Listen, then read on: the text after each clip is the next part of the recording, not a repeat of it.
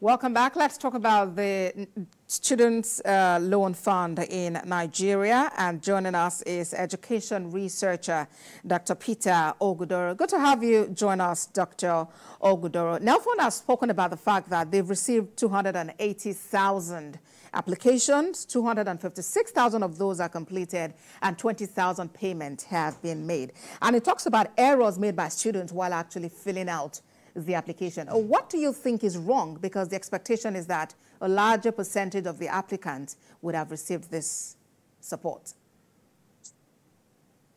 Well, there's nothing strange about those errors. This is a new product, it's a new service. And with every thing in life that is new, you would expect that people need time to learn and understand how it works. So if you are familiar with how products are fused, there will always be the innovators who happen to be those who have come from the 6 universities who have embraced it early. But then as they experience it and they are happy with it, they will begin to create awareness in their own ways within their own social networks, and other people will join in and begin to knock on the doors of Nelfund to also benefit from it. So we shouldn't be worried about the seeming reluctance of some students to get involved. We shouldn't blame them. This government is living with a stereotyped image, which they have inherited from the very poor governance we have experienced over decades in our country. And so not everybody is convinced that they mean well. So it will take doing this well for those who don't believe government to come to accept that indeed the government has made funds available to assist young people to access higher education, which is a very important step in our step towards accelerated development as a country.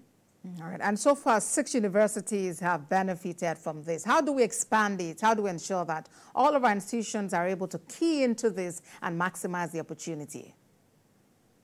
Most higher institutions in Nigeria have already keyed in, and their papers have been processed. They're setting up appropriate systems to ensure that those who haven't had their students benefit already will benefit. So in the next 2-3 months, I believe very strongly that over 50% of higher institutions in the country would have started receiving funds through this platform. So I think if you know how new products are fused, there's nothing that makes what we experience strange and very different from what you can experience with any other thing that is new.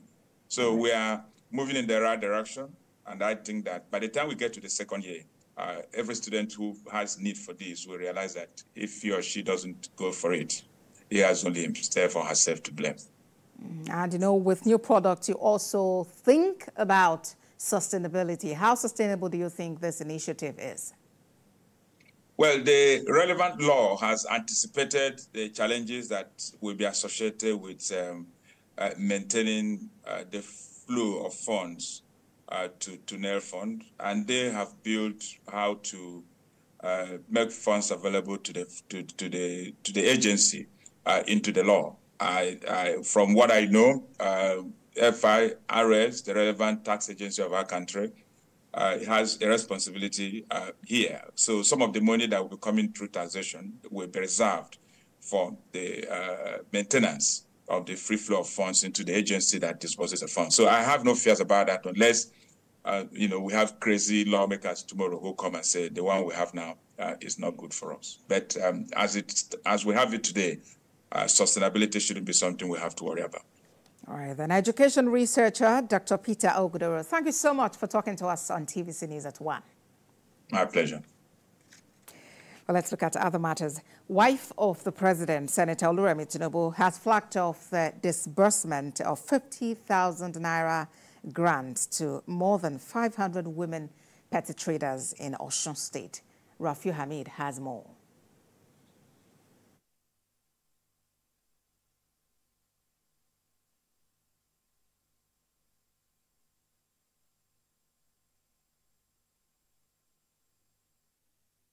And bring you a more elaborate report on that later. Wife of the governor of Kogi State, Sefina Tododo, has called on wives of local government caretaker chairmen to serve as tuberculosis champions in their councils. She made the call at the Government House, Lokoja, where she was made champion of Stop TB campaign. Mrs. Ododo said the call was to further take the initiative closer to the people at the grassroots, while seeking collective efforts to overcome the scourge of tuberculosis. The Kogi State Commissioner for Health, Dr. Abdulaziz Adams, stated that active case findings are conducted even in rural areas, adding that more awareness is required for the complete eradication of tuberculosis. TB kills one person every 5 minutes. Every 5 minutes, yes. So if you multiply that, that means 12 people every 1 hour.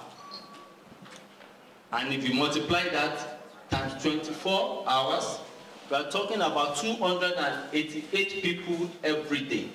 The government of Alhaji Ahmed Usman Ododo is leaving no stone unturned in the health sector, where there is already ongoing revitalization of no less than 70 primary healthcare centers, soon to unveil the health train as a flagship project, strengthening of the health insurance scheme, and many more interventions currently ongoing in Kogi State. I am honored to accept the call to serve as Stop Tuberculosis champion for Kogi State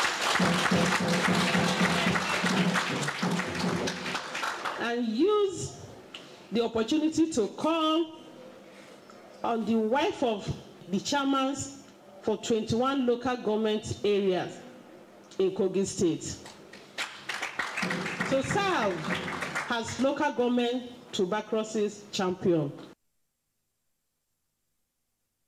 Let's turn our attention to Kebbi State, where 1,000 women petty traders have been given 50,000 recapitalization grants through the Renewed Hope Initiative Economic Empowerment Program. The program seeks to create sustainable impacts on the state's economy and improve lives. Hawa Mohammed reports, and will be back with business news.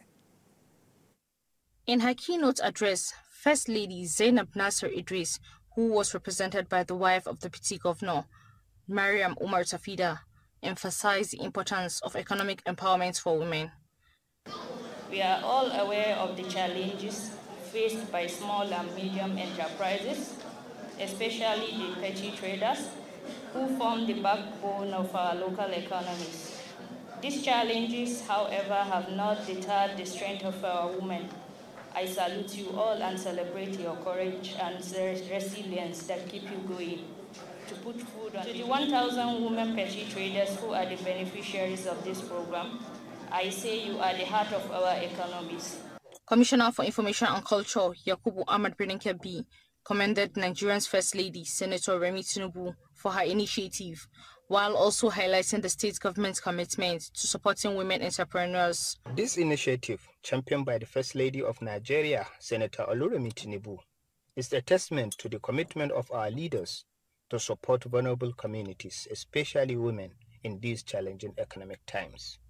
Wife of the Education Minister, Hajia Rekia Yusuf Sununu, encouraged the beneficiaries to utilize the grant wisely. What I'm going to say to the beneficiaries is they should please use the grant they have received judiciously to benefit them, their families, and even the people around them, so that at least it will touch the lives of many people.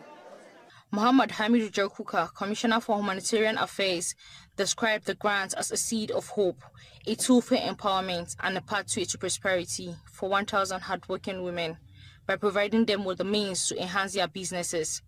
He added that this grant will not only foster economic growth, but also strengthen the social fabric of Kebbi State. A beneficiary of the 50,000 Naira grant described the First Lady's gesture as a blessing to women in Kebbi State. Well, my call to all of us is that we should use the grant judiciously. We should use it for the purpose it is meant for. We should try to grow our businesses with it, and those of us that do not have any businesses should begin to venture into some entrepreneurial activities. Hawa Muhammad, TVC News, Kebbi.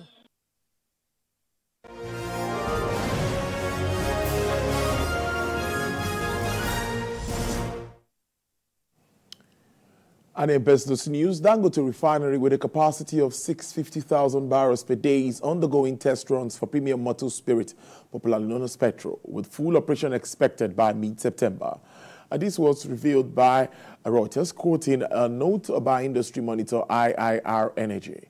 The $20 billion refinery, which has so far produced diesel and other distillate fuels, had earlier said that petrol deliveries from refinery will start in July. According to the industrial info resource, there is a possibility for further extensions, but the refinery may end the Europe to Africa fuel trade and reduce Nigeria's reliance on imported refined products.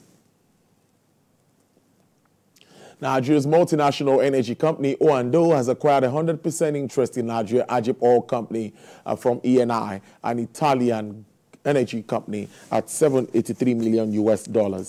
Group Chief Executive Officer of O&O, Mr. Wale Tinubu, disclosed this in a notification sent to the Nigerian Exchange Limited in Lagos. The group's chief executive said the transaction's total amount consisted of the assets consideration and reimbursement. He noted that the acquisition is a significant milestone in O&O's long-term strategy to expand its upstream operations and strengthen its position in the Nigerian oil and gas sector. According to him, the transaction increased O&O's current participation interest in OML 60, 61, 62, and 63 by 20 to 40%. And Nigeria, particularly Federal Capital Territory and major cities, have been hit by scarcity of petrol, causing widespread petrol queues and prices soaring to above 1,000 naira in some cases. Ebito Eate is a lead macroeconomic research analyst. He was on our flagship business program, Business Nigeria. He gives his views on this ugly development. It allows for price discovery in the downstream sector.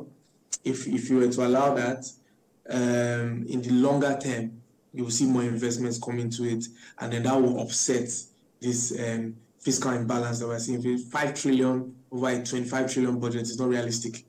Over is about 20-something% of the budget. That money can be used for capex investment.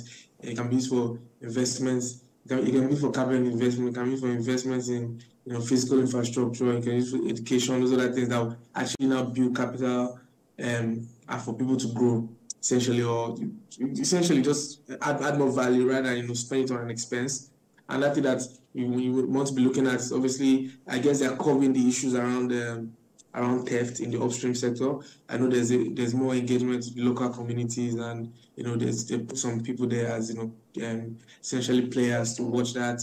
And then the cost of drilling in Nigeria is still relatively high. I think it's one of the highest in the world. It's almost as high as drilling shale in some places. Obviously, this is because of the old infrastructures we're talking about. No access to ports, again, is an infrastructure issue.